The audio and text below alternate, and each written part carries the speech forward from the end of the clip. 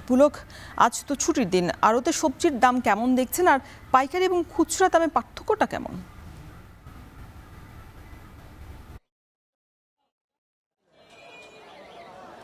Roston আসলে আমরা আড়তগুলোতে এসেছি।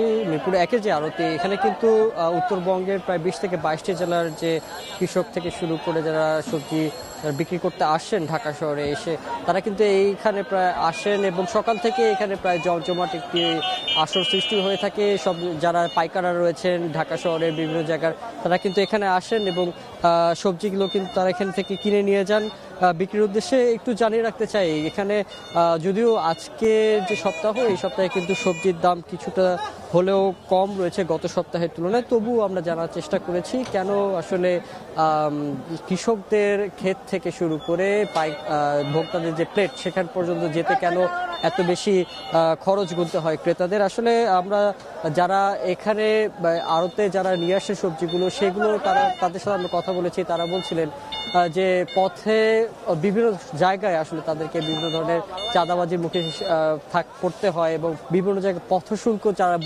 বলছেন যে এই চাঁদাটি তারা দিচ্ছেন, সেটির জন্য আসলে অনেক ক্ষেত্রে আড়ত পর্যন্ত আসতে তাদের বিক্রি করতে হয় সবজি অনেক বেশি। এবং এছাড়া আড়তে যারা আছেন তারাও বলছেন যে এখানে আড়তেও কিছু টাকা পয়সার হিসাব রয়েছে, সেগুলো আসলে দিতে দিতে আসলে যে সবজি আসলে কৃষকের কাছ থেকে তারা 30 থেকে 40 টাকা কিনছেন, সেগুলো আসলে তারা 50 বা 60 টাকায় তারা বিক্রি করছেন।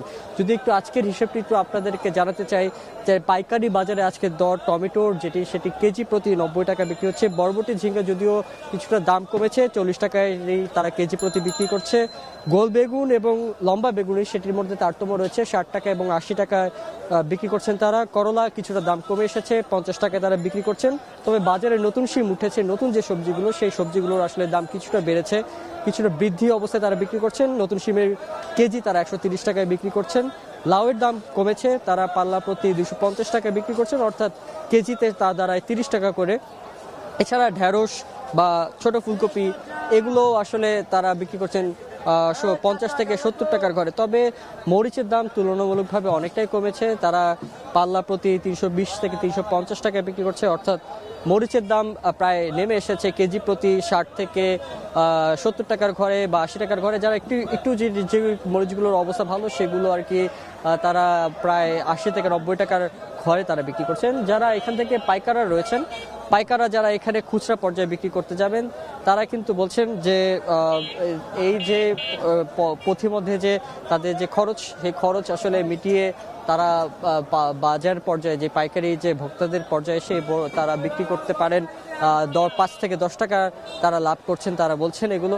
তবে বেশিরভাগ সময় আসলে আমরা যেগুলো আর কি শুনছি যে যেহেতু ভরা মৌসুমের শেষ পর্যায়ে চলে এসেছে এবং আগামীতে কয়েক মাস পরে আসলে শীতকাল, এবং সেই সময় কিন্তু নতুন সবজিরও কিন্তু বাজারে ওঠার সম্ভব শুরু হয়েছে। এবং এর মধ্যে আমরা দেখেছি যে শিমেও কিন্তু চলে এসেছে, এর পাশাপাশি ছোট যে ফুলকপি সেগুলো চলে এসেছে। তো যারা আড়তদার বা পাইকারি বিক্রেতারা রয়েছেন, তারা কিন্তু বলছেন যে কয়েক মাস বা কয়েক সপ্তাহ পরে কিন্তু এই দাম আরো কমে আসবে, তারা আশা করছেন। তো এই ছিল রওশন আমার কাছে বর্তমানে রাজধানীর মিরপুর একের আড়ত থেকে সর্বশেষ।